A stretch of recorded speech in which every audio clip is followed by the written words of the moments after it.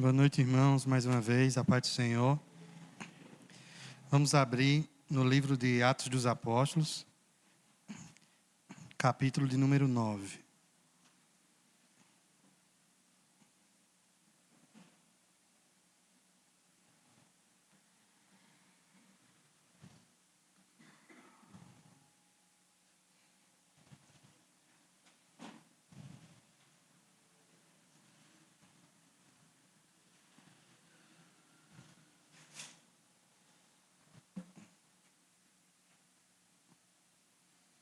Atos dos Apóstolos, capítulo de número 9,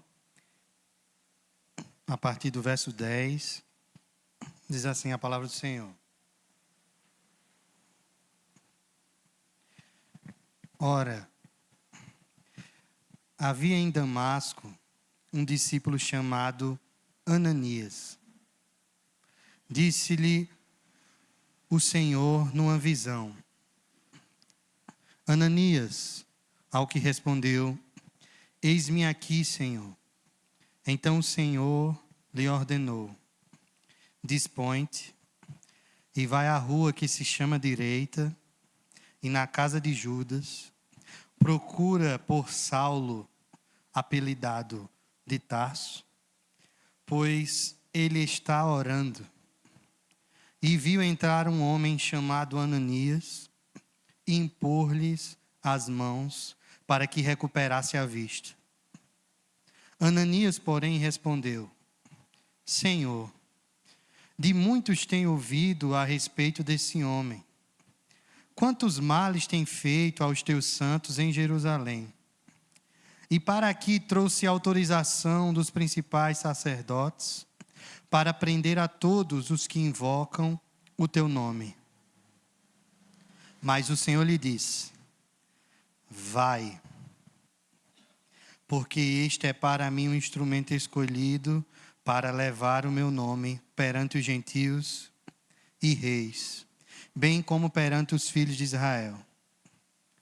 Pois eu lhe mostrarei quanto lhe importa sofrer pelo meu nome.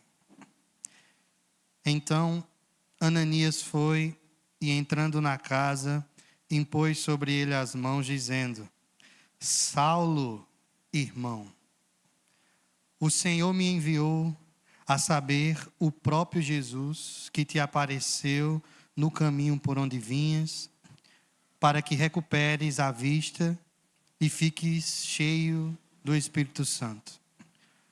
Imediatamente lhe caíram dos olhos como que umas escamas e tornou a ver. A seguir, levantou-se e foi batizado. E depois de ter se alimentado, sentiu-se fortalecido. Então permaneceu em Damasco alguns dias com os discípulos. Amém? Vamos orar? Deus rico em misericórdia e graça, nós te bendizemos, ó Senhor, pela tua palavra lida em nosso meio. Ó Deus, que o teu Espírito, Senhor, tenha liberdade de falar-nos, ó Senhor, ao coração, de nos conduzir-nos, ó Senhor, à verdade, Senhor, que é a tua palavra. Portanto, ó Deus, toma nossa mente e coração, faça, Senhor, cativa a tua vontade e ensina-nos, ó Senhor, mediante o teu querer. Ajuda-nos, ó Senhor. Essa é a nossa oração no nome de Jesus. Amém. O discípulo esquecido. Capítulo de número 9, ele é o capítulo bem conhecido, que é o capítulo onde Lucas narra a conversão do maior evangelista já existente na face da terra, né? O apóstolo Paulo. O capítulo número 9, ele está após uma narrativa da qual Lucas nos apresenta, de que a igreja é capacitada pelo Senhor, pelo envio do seu Espírito Santo, onde a igreja recebe de Jesus o Consolador prometido desde o capítulo 14 do Evangelho de João.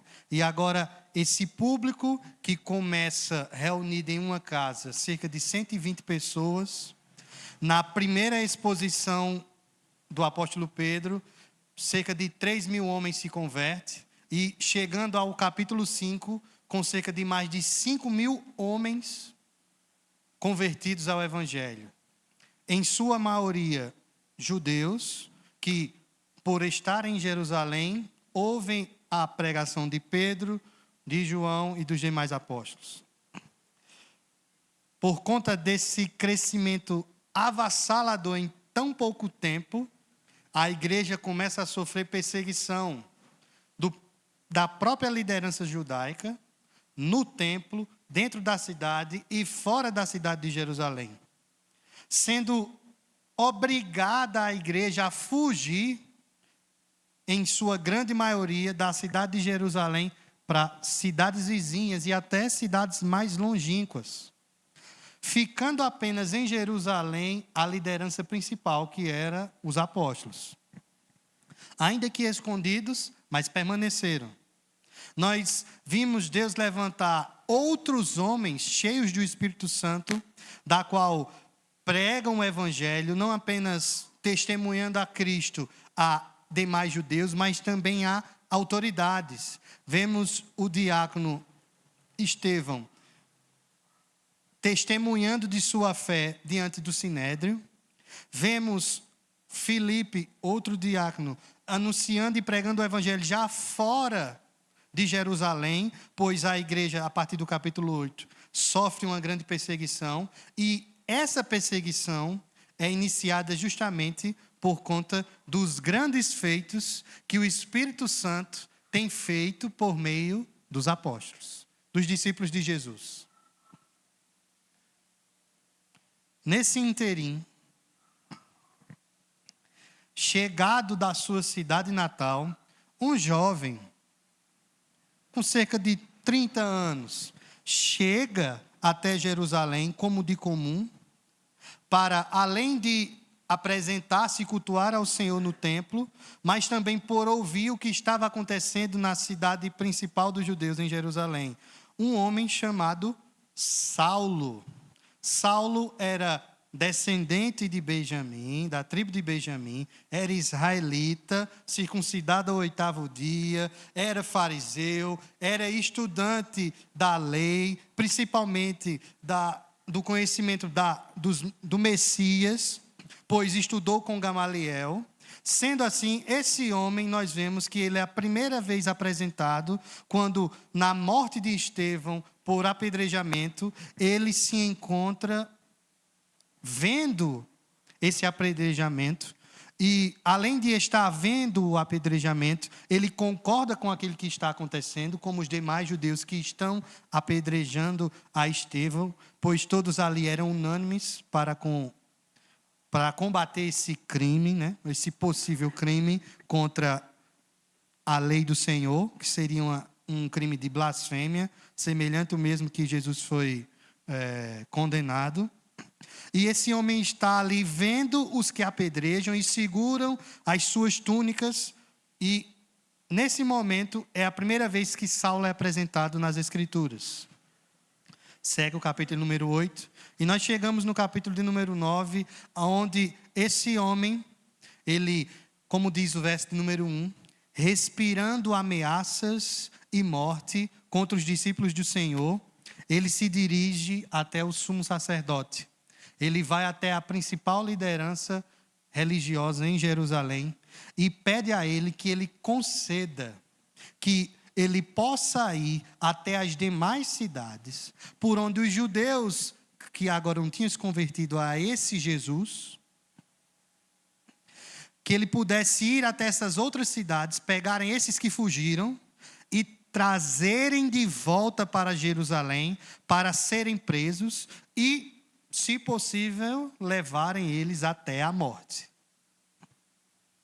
Esse jovem judeu, com uma comitiva, da qual o texto não nos diz quantos homens, mas ele sai de Jerusalém com essas ordenanças, com o mandado que o sumo sacerdote dá de extraditar essas pessoas de Damasco, pois a sua intenção era, segundo o verso, de número 1 do capítulo 9, era de ir até as sinagogas de Damasco e verificar se havia pessoas que eram do caminho, que essa é a nomenclatura que é dada pelos judeus para aqueles que criam no Senhor Jesus.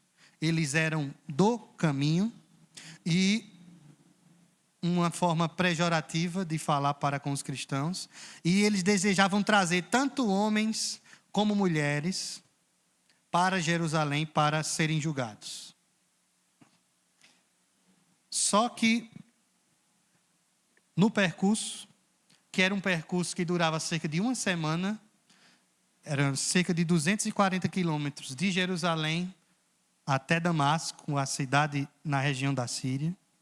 Uma semana viajando, chegando próximo a Damasco, a um local quase que em um oásis, exatamente ao meio-dia, Saulo e essa comitiva de soldados que iam com ele, soldados da guarda do Sinédrio, eles vão chegando próximo de Damasco e, exatamente ao pico do meio-dia, é narrado por Lucas que uma grande luz, uma luz gigantesca, subitamente, brilha, tão clara e tão luminosa, que faz com que esse homem que estava, em seu cavalo caísse. Vejamos o que diz o verso número 3 do capítulo 9. Seguindo ele a estrada afora, ao aproximar-se de Damasco, subitamente uma luz no céu brilhou ao seu redor. E caindo por terra, ouviu uma voz que lhe dizia: Saulo, Saulo, por que me persegues?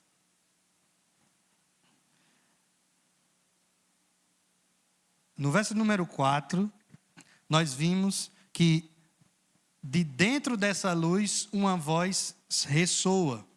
E o interessante, irmãos, é que no texto original, essa frase que é dita, ela está exatamente na forma original, ela está em aramaico. Jesus falou com Saulo em aramaico, na língua que não se costumava mais falar. Apenas aqueles que estudavam e examinavam como mestres as Escrituras. E em aramaico, Jesus fala para aquele que conhecia aramaico. Aqueles que estavam com Paulo não conheciam, por isso que eles não distinguiram o que se estava sendo falado. Saulo, Saulo, por que me persegues? Essa pergunta é feita por Jesus a Saulo. Verso número 5. Saulo pergunta: quem és tu, Senhor? Entre a pergunta de Jesus e a pergunta de Saulo a Jesus, tem um grande porém.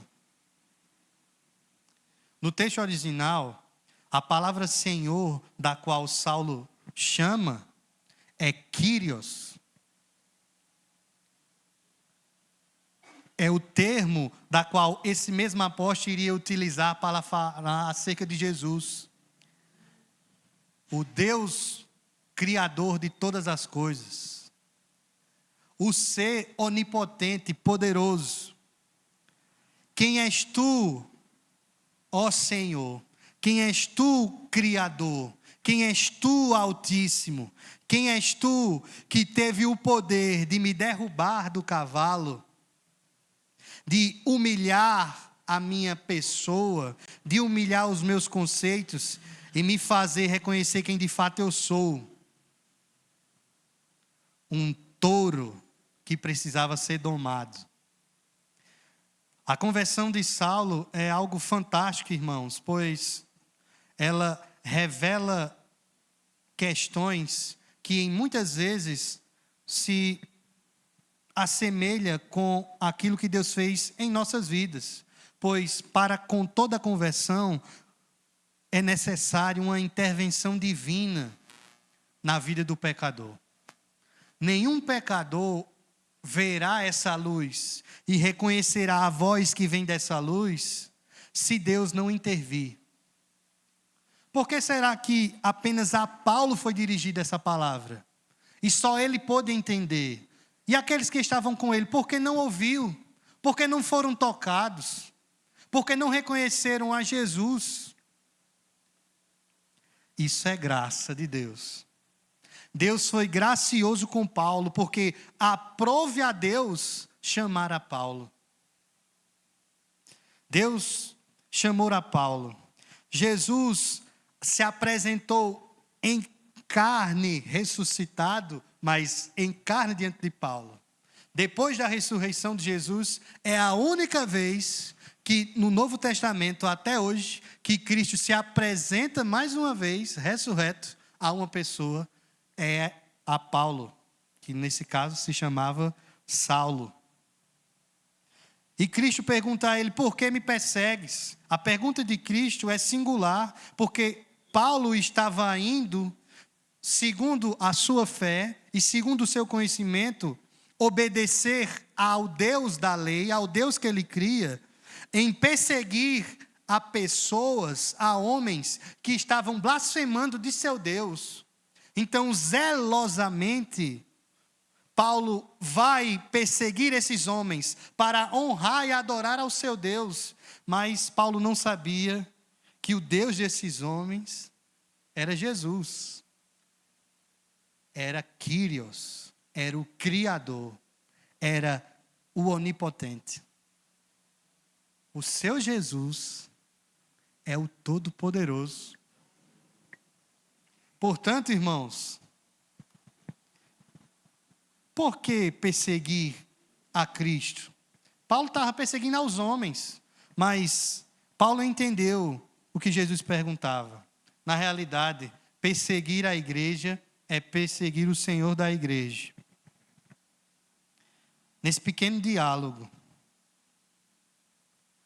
Deus opera algo grandioso na vida de Paulo. Um trabalho fenomenal, como diz o pastor. Regeneração, conversão, transformação de vida. Assim como ele nos ensina no capítulo 12 de Romanos, aqui a sua mente foi mudada. Ele entendeu o que ele estava fazendo. O seu pecado agora foi escancarado. Foi escancarado a tal ponto que ele cegou-se, ficou cego e estava agora em trevas. Lucas vai narrar que Saulo é arguido pelo Senhor Jesus, no verso número 5. Eu sou a Jesus, a quem tu persegues. Mas levanta-te e entra na cidade, onde te dirão o que te convém fazer. Esse foi o diálogo único registrado por Lucas de Jesus com Paulo. O texto vai dizer que Saulo se encontra agora cego. As testemunhas viram a luz, viram a voz que soavam, mas só Paulo viu Jesus. E essa, irmãos, é a primeira lição que tiramos de um novo convertido. O novo convertido, a primeira coisa que ele precisa ver é Jesus. O novo convertido, ele não olhará para as suas debilidades, ele não olhará para as dificuldades que encontrarão por seguir a Jesus. Ele precisa olhar para o Mestre, olhar para Cristo, e assim como diz o profeta, olhai para eles e sede salvos. Olhar para Cristo, render-se ao Senhor. Que visão, irmãos, Paulo teve. Ele viu Cristo em sua glória. Assim como também Estevão viu, quando o próximo a morrer, levantou seus olhos e viu Cristo, Deus Pai, e Cristo à sua direita, uma luz reluzente. Pois, veja, irmãos, tudo isso aconteceu ao meio-dia. Ao meio-dia o sol é causticante, mas a luz de Cristo foi maior do que a do sol. Raiou mais, brilhou mais, fez o sol escurecer. Pois Cristo é o Kyrios, Ele é o Todo-Poderoso. Só Cristo sabe como trabalhar na vida de um homem e transformar a sua vida. Portanto, irmãos, se você se encontra aqui nessa noite, carente de que o Senhor transforme a sua vida, creia nele, pois Ele tem poder para fazer isso. E se você conhece alguém próximo de você, que também precisa que essa luz encontre essa vida e o transforme, creia nele, pois Cristo pode sim realizar isso. Cristo chamou a Paulo. Cristo foi até a Paulo. E é assim como as Escrituras nos mostram. É Deus indo até o homem. De fato, o testemunho de cada um de nós aqui não foi semelhante ao de Paulo. Nós, possivelmente, quando o Senhor nos encontrou, não estávamos num cavalo, nem muito menos ficamos cegos. Mas, no mínimo, vimos a Cristo. Cristo foi manifestado a nós. Ele foi apresentado de uma forma da qual nós ficamos sem condições de rejeitá-lo. Nós vimos a sua mão furada, o seu sangue sendo derramado. Nós vimos o seu sorriso nas Escrituras. Nós vimos o seu amor, sentimos o seu abraço. O seu toque transformou a nossa vida. O seu toque mostrou quem eu era, pecador, rebelde contra Deus. Os olhos de Paulo, físicos, estavam cegos. Mas o seu olhar espiritual agora, de fato, ele via. Agora, de fato, Paulo estava vendo, mesmo cego, pois ele viu a Jesus. Paulo continua o seu caminho, e segundo o que diz o texto, ele termina o seu trajeto, chega até Damasco. E como diz o verso número 9, ele esteve 3 dias sem ver, durante os quais nada comeu, nem bebeu. Interessante, irmãos, o que Lucas fala e diz sobre esses 3 dias. Saulo era fariseu. E havia um costume muito comum dos fariseus, que era o do jejum. No mínimo, 2 vezes por semana, um fariseu jejuava. Só que aqui, Paulo não está trazendo o seu costume que ele fazia semanalmente. Pois os fariseus jejuavam não para abster-se simplesmente da comida e buscar mais a Deus, mas era para cumprir o rito. Era para cumprir a escala. É para mostrar aos homens. Por isso que eles se sujavam com cinzas, colocavam roupas desgastadas de saco. Mostrava-se para os homens que estavam condoídos do seu erro, do seu pecado.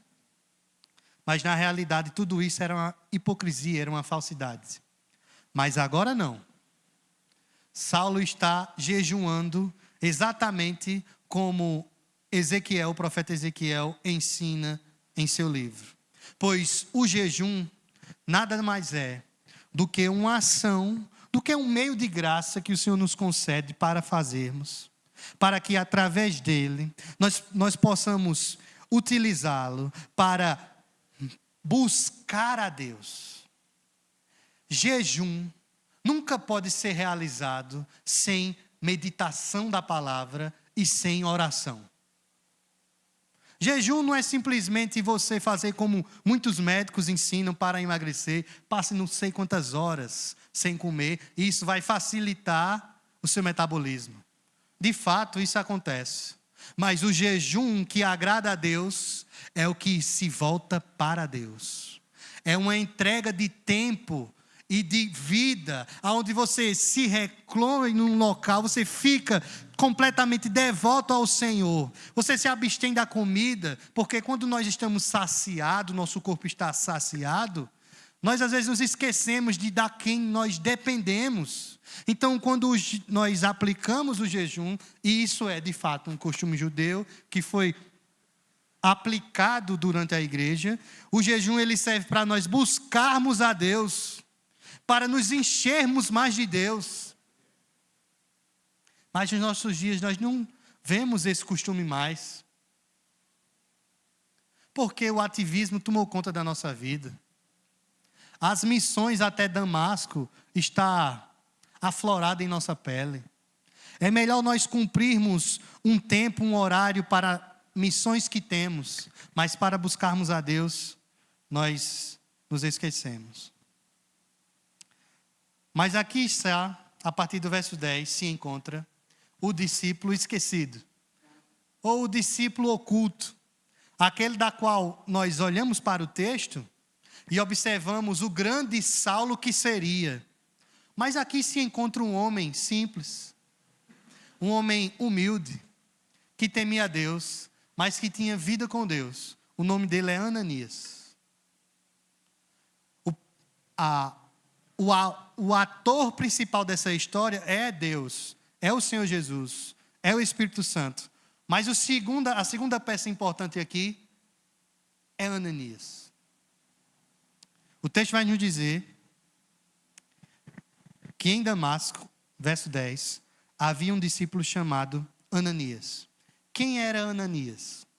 Para isso, eu gostaria que vocês pudessem abrir o capítulo de número 22 do livro de Atos.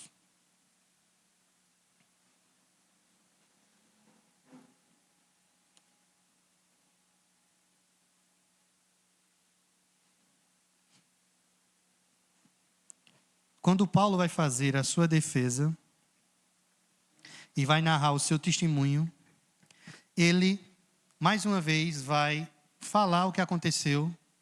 E a partir do verso número 12, ele vai descrever o que aconteceu com ele quando estava em Damasco, após esses 3 dias, da qual ele estava cego, sem comer, sem beber e em oração. O texto diz que um homem chamado Ananias, segundo Paulo, piedoso conforme a lei, tendo bom testemunho de todos os judeus que ali moravam. Esse é o testemunho que Paulo dá acerca de Ananias. Ananias era um cristão.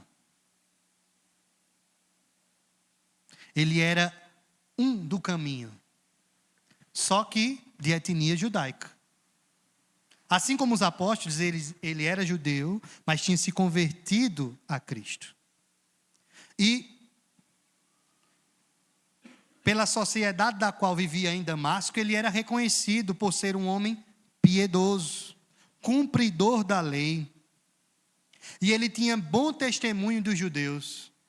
Mesmo convertendo-se, os judeus de Damasco não fizeram como os judeus de Jerusalém, não perseguiram Ananias, pois Ananias tinha um bom testemunho. E em Damasco ainda não tinha chegado a perseguição aos cristãos. A perseguição iria chegar pela mão de Saulo. Paulo vai dizer, narrado por Lucas: veio então Ananias procurar-me, e pondo-se junto a mim disse: Saulo, irmão, recebe novamente a vista. Nessa mesma hora recobrei a vista e olhei para ele. Então ele disse: o Deus de nossos pais de antemão te escolheu para conheceres a sua vontade, veres o justo e ouvires uma voz da sua própria boca. Porque terás de ser sua testemunha diante de todos os homens das coisas que tem visto e ouvido. E agora, por que te demoras? Levanta-te, recebe o batismo e lava os teus pecados invocando o nome dele. Essa é a narrativa que Paulo dá na sua defesa, quando se encontra preso, dando testemunho do que aconteceu com ele. Lá no capítulo número 9, essa mesma narrativa é descrita de uma outra forma, com outros detalhes. Mas dar-nos uma noção de quem era Ananias. Um homem simples, comum, mas obediente a Deus. E o texto vai dizer que esse discípulo chamado Ananias, o Senhor veio até a ele em visão. Interessante, irmãos, é que Ananias é um nome comum entre os judeus. É tão comum que, não sei se vocês se lembram, mas um dos 3 que estavam com o profeta Daniel na Babilônia também se chamava Ananias. Esse homem recebe uma visão do Senhor. E, irmãos, não se esqueça. Enquanto nós, como igreja do Senhor, não tivermos na posição correta, da qual a vontade de Deus está sendo exercida, não teremos essas obras magníficas de Deus em nosso meio. Pois se faz necessário se encontrar apto para ouvir a sua voz. Deus nos fala, como diz as Escrituras, pela sua palavra. E nos últimos tempos Ele tem nos falado pelo seu Filho Jesus. Mas segundo as Escrituras, Deus ainda continua falando pelos seus santos servos. E também por sonhos e visões. Coisas específicas que sirvam para a edificação da igreja. Deus não vai simplesmente lhe dizer qual é a roupa que você vai vestir amanhã. Nem o que você deve comprar ou vender amanhã. Nem a rua que você deve entrar. Mas Deus sim pode falar-nos circunstâncias da qual nós podemos nos precaver ou agir para a sua própria glória, para benefício da igreja. Veja só, Ananias é chamado pelo Senhor em visão, e olha a visão que Ananias tem. O próprio Senhor, pois Ananias também chama ele de Kyrios. A visão que Ananias tem também é de Jesus, só que não é como a de Paulo. Ananias vê a esse personagem, essa pessoa nessa visão, e o texto vai dizer que ele faz assim como o profeta conhecido de seu povo. Assim como Isaías, quando viu o Senhor assentado no trono, ele disse: eis-me aqui. Irmãos,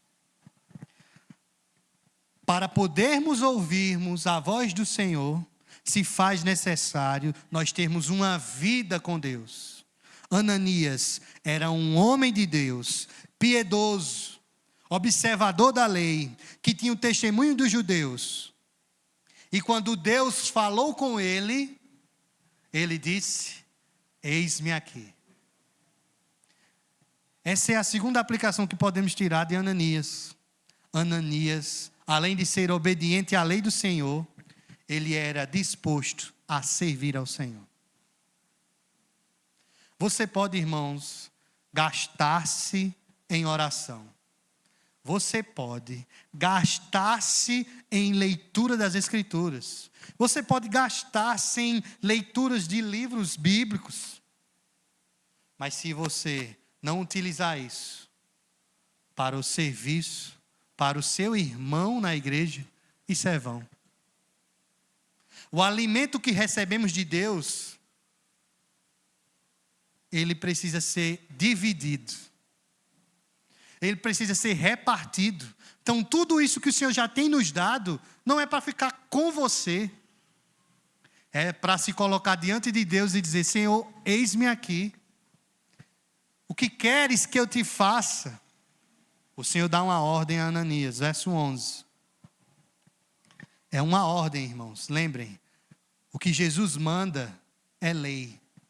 O que Jesus manda, por ser Senhor, por ser Kyrios, por ser o Todo-Poderoso, os seus servos devem obedecer. Então Ananias ouve do Senhor o seguinte: dispõe-te e vai à rua que se chama Direita, e na casa de Judas procura por Saulo, apelidado de Tarso, pois ele está orando. E viu entrar um homem chamado Ananias e impor-lhes as mãos para recuperar-se a vista. Isso foi a ordem que o Senhor deu. A rua direita é como a Floriano Peixoto da nossa cidade. É a rua principal que corta a cidade de ponta a ponta. Assim também era essa rua em Damasco. Só que ele deveria ir na casa de Judas. Com certeza, Ananias conhecia quem era Judas. A ordem era direta, clara. E nós percebemos, irmãos, que na ordem que o Senhor dá a Ananias, é uma ordem que revela que Deus, ao mesmo tempo que se encontra falando com Ananias, também falou com Saulo. Pois a ordem é que ele vá até um homem chamado Saulo, por apelido de Tarso, porque esse homem também teve uma visão de que um homem chamado Ananias iria até ele, impor-lhe as mãos, para que ele recuperasse a vista. Irmãos, as coisas de Deus são coesas. Deus Ele nunca faz nada para deixar dúvida. Ele sempre falará claramente. E se Deus tem algo para falar com você, Ele não irá esconder. Ele irá deixar claro para que você entenda, pois é interesse dele que você o obedeça. Se Deus falou com Ananias para ele ir até lá, Saulo, se ele chegasse até Saulo e Saulo não queresse receber, e aí? Mas só que esse Deus soberano, que estava lá na casa de Ananias, também estava na casa de Judas e falou diretamente com Saulo, em visão, mesmo cego, 3 dias orando, em jejum, Saulo também ouve da parte de Deus o que iria acontecer para a sua vida. Mas em nós, irmãos, será que quando o Senhor falar-nos para irmos, será que haverá em nosso coração algum empecilho que se levantará? O texto vai nos dizer no verso 13: mesmo Ananias, sendo um homem piedoso, cumpridor da lei, com bom testemunho entre os judeus, e que quando o Senhor falou com ele, ele se prontificou, quando a ordem do Senhor veio a ele, ele temeu. Ananias, porém, verso 13, respondeu ao Senhor: de muitos tenho ouvido a respeito desse homem, de Saulo. Quantos males tem feito a teus santos em Jerusalém? E para aqui trouxe autorização dos principais sacerdotes para prender a todos os que invocam o teu nome. Olha o que Ananias falou para o Quírios, para o seu Senhor, para Jesus. Saulo já estava com o seu nome nas redes sociais de sua época. Já estava sendo falado por todo canto que esse homem estava vindo de Jerusalém para pegar todos os que eram do caminho. Vinha com soldados, vinha com autorização para prender. Ananias temeu mais a Saulo, temeu mais a espada, temeu mais aos soldados do que àquele que estava falando a ele em visão. Quantas vezes, irmãos, Deus nos fala conosco e nós tememos ao seu falar, tememos as circunstâncias. Possa ser, irmãos, que você não tenha visões nem sonhos, da qual Deus estará falando contigo tão claramente como falou com Ananias. Mas possa ser que Deus permita circunstâncias em sua vida que fale ao seu coração.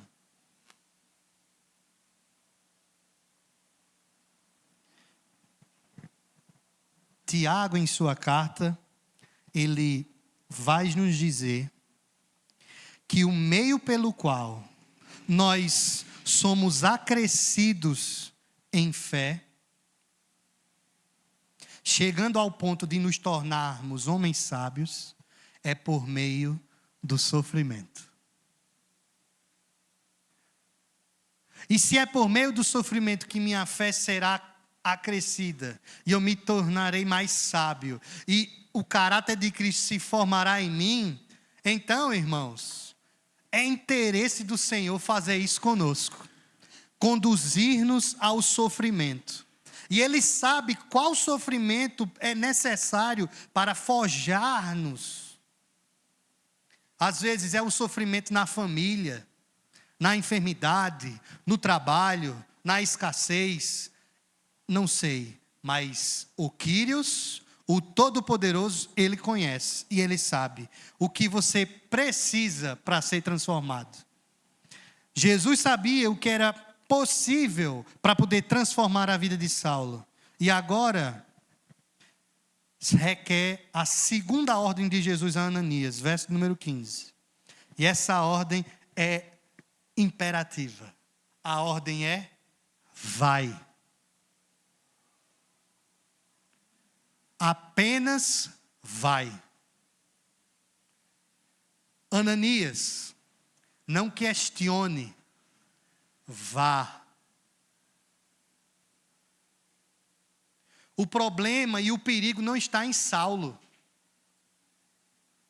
Aquele único que pode matar o corpo e destruir a alma e jogá-la no inferno, sou eu, Jesus. Agora eu não estou mais sofrendo perseguições, nem sendo cuspido, nem sendo batido pelos romanos, como fui no madeiro, na crucificação. Agora eu estou à destra de Deus, com glória, assim como eu tive antes da fundação do mundo, e todo o poder agora me pertence. Vai, Ananias, quem és tu? Às vezes, irmãos, somos como Ananias, somos piedosos.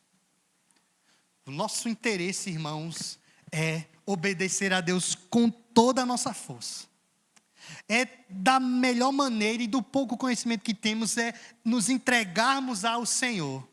Mas quando o Senhor nos diz, está aqui a missão que eu tenho para ti, a gente trava, a gente quer retroceder, a gente quer temer, porque a gente olha para as circunstâncias, mas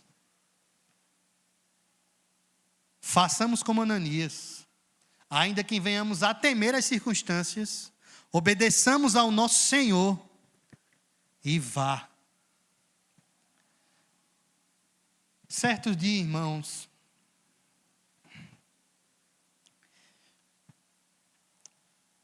quando eu ainda estava na universidade pela segunda vez, procurando, por meio do estudo, melhorar a minha vida financeira, eu esqueci que o meu Deus pode suprir a necessidade da minha casa e da minha família sem a minha própria força, pois é Ele que nos sustenta. E eu fui contra os aguilhões de Deus. Eu corri por um caminho que Ele não tinha me chamado. E fazendo a segunda prova da matéria de cálculo 2, eu estava fazendo a prova e eu olhei para a cara do professor. E eu olhei para a prova, eu tinha estudado, eu olhei para a cara do professor, eu olhei para a prova e aquilo parecia que não fazia sentido. E assim como o Senhor falou também com Ananias, Ele falou ao meu coração: vai, isso aqui não é para ti. Irmãos, quisera eu poder transmitir essa voz incomparável. Oh, irmãos, fazer a vontade de Deus é a melhor coisa que nós podemos fazer. E e fazer o seu chamado. Buscar obedecer ao seu Senhor. Vai, porque aquele a quem tu irás pregar é um vaso escolhido para mim, será um instrumento em minhas mãos. Deus fará com que o discípulo que Ananias iria fazer, que no caso era Saulo, se tornasse o principal expoente do evangelho, da pregação. Possa ser que na nossa vida não tenha um Saulo, mas que você vai ouvir o vai do Senhor, você irá. E é preciso você ir, não retroceder. A missão era para Ananias, não era para Judas, que estava com Saulo.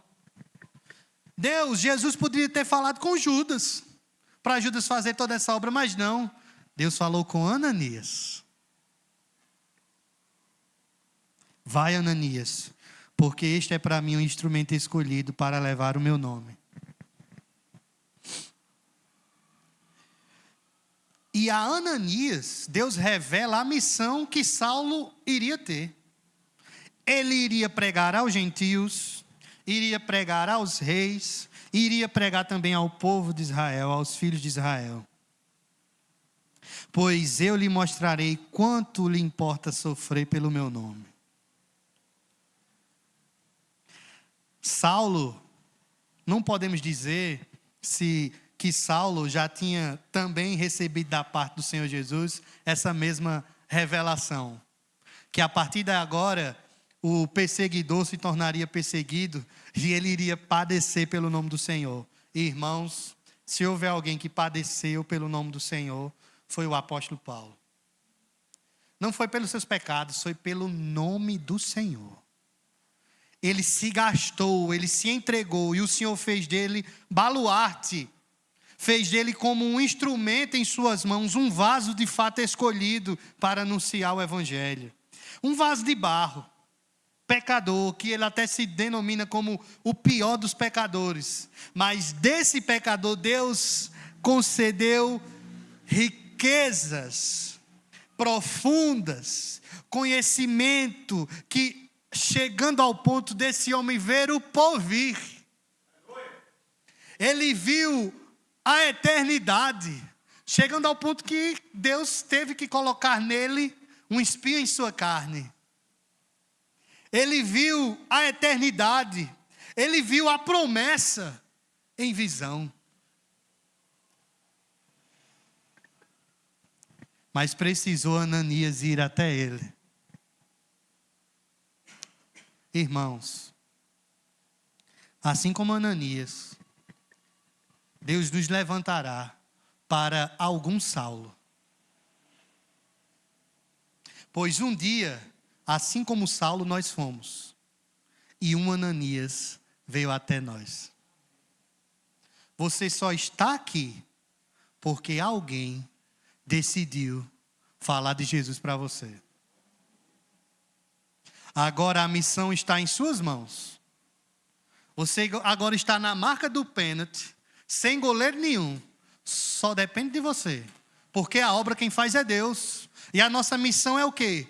É ir e anunciar. Ananias temeu que chegando lá, Saulo já estava com tudo pronto para o prender. Ananias temeu, além de ser preso, poder ser morto. Será, Senhor, que chegou o meu tempo agora, tu está me mandando ir? Ananias possivelmente não era um jovenzinho como Saulo. E às vezes nós achamos que por termos uma certa idade, já se passou o meu tempo. Não. O Senhor pode lhe utilizar, mesmo com seus cabelinhos brancos. Ou com a sua pouca idade. Pois não existe idade para que o Senhor utilize. Deus utilizou crianças. Deus utilizou jovens. Deus utilizou senhores. Deus pode lhe fazer um instrumento em suas mãos. Pois Ele já lhe chamou. Você crê nele. O que cabe a nós, irmãos, é ouvirmos o seu chamado e irmos. Nós estamos resistindo ao Senhor, assim como Ananias estava querendo. Mas quando nós ouvimos a sua voz, ela é irresistível. É um chamado eficaz. É um chamado da qual, quando nós virmos a circunstância, ela não é nada comparada ao mandado, à missão que ele nos deu. Ananias foi até Saulo.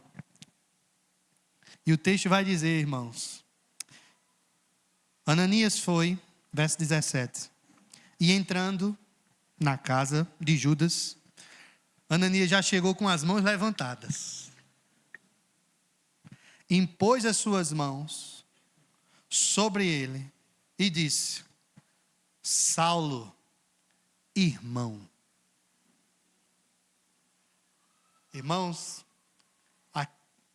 apenas essas duas palavras, há uma profundidade tão grande, irmãos. Pois Ananias sabia quem era Saulo. A comunidade de judeus sabia quem ele era. Sabia qual era a missão que ele iria fazer em Damasco. E agora esse homem que perseguia a Jesus, que perseguia a igreja, é chamado por Ananias de irmão.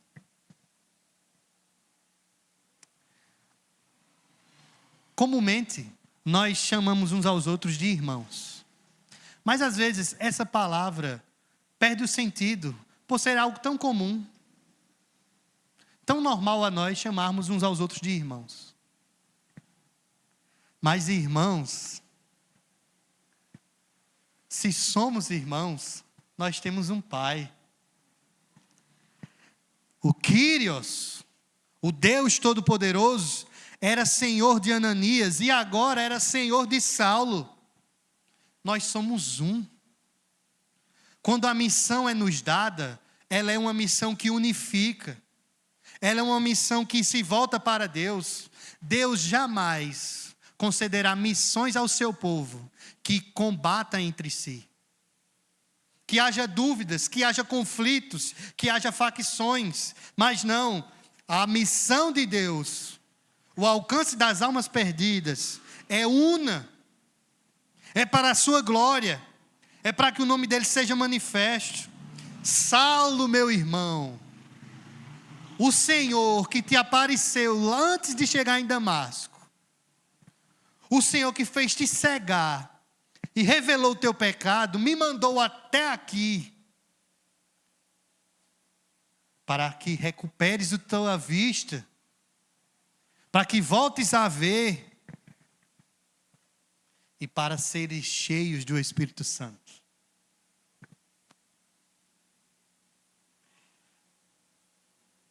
O texto diz que imediatamente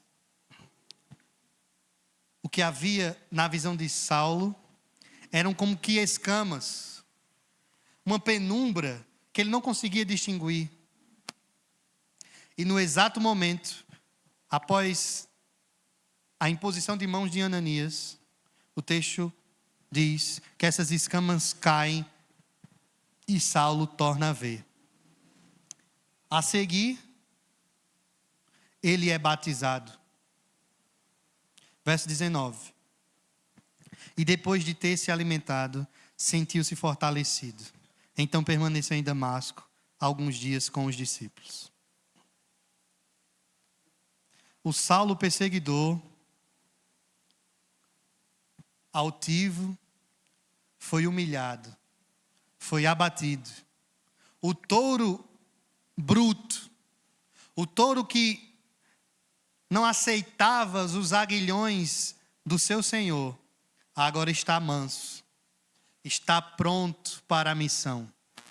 Ananias, o servo do Senhor, temente a Deus, obediente e piedoso, que recebeu uma grande missão, temeu a missão que recebeu, mas obedeceu e foi. Para Saulo, não havia desculpas e não tinha mais como ele voltar. Pois uma vez encontrando-se com Jesus, morreu o velho homem e nasceu um novo homem. Para Ananias também não havia mais desculpa. Não tinha como mais voltar. A missão tinha sido dada. ele agora tem que obedecer. E ele foi. Pergunta a qualquer missionário, pergunte a qualquer homem ou mulher que ouviu o mandado do Senhor. E ouça dele, se ele consegue viver sem fazer o que o seu Senhor mandou. É impossível. A sua vida é voltada e os seus pensamentos, os seus sonhos, os seus planos são dirigidos para agradar o seu Senhor, de tal forma que o ID do Senhor seja realizado. Igreja do Senhor, por semanas o Senhor vosso Deus tem vos arguido a observar o mandado que Ele vos tem dado. E nessa noite, mais uma vez, Ele nos comissiona a observar o testemunho de Ananias. E assim como ele, não temer, mas ir e pregar o evangelho do Senhor. Pois existem muitos Saulos. Ele pode estar na sua casa, ele pode estar na sua vizinhança, ele pode estar no seu trabalho, ele pode estar aonde quer que o Senhor lhe leve. Não importa onde seja, mas quando você ouvir o ide do Senhor, vá. Não se abstenha, mas vá. Não tema, vá. Vá, porque obedecer ao Senhor é fazer com que seu reino cresça. Irmãos, Jesus só irá voltar quando todos os escolhidos estiverem rendidos aos seus pés. Quem daqui gostaria de que o Senhor voltasse? Então vá. Porque Deus decidiu nos seus decretos eternos que apenas e unicamente apenas pela pregação do Evangelho é que o pecador se arrependerá. É que o pecador conhecerá a Cristo. Ainda que ele tenha uma visão. Ainda que o próprio Cristo se apareça para ele, assim como acontece com alguns testemunhos de irmãos muçulmanos, tanto na região da Ásia como da África. Mas mesmo assim, um Ananias é preciso ensiná-lo. É preciso admoestá-lo, é preciso batizá-lo. Um Ananias precisa se levantar e alimentá-lo, não apenas com o pão, mas sim com o pão da vida, com a palavra do Senhor. Que Deus possa nos levantar como Ananias, que ouve a sua voz e vai. Não coloca seus planos em primeiro lugar. Não coloca sua família em primeiro lugar. Coloca o mandado do Senhor e diz: eis-me aqui. Você poderia dizer isso ao seu Senhor? Eis-me aqui, Senhor. Senhor, eis-me aqui. Senhor, tu sabes que eu não sou digno. Tu sabes, Senhor, que eu não conheço. Tu sabes, Senhor, que eu sou tão pequeno. Tu sabes, Senhor, que eu não conheço nada, que eu não sei nada. Mas, eis-me aqui. O Senhor só precisa de alguém disposto. Pois a obra quem realiza é Ele. Eu gostaria de orar por os irmãos. Vamos ficar de pé?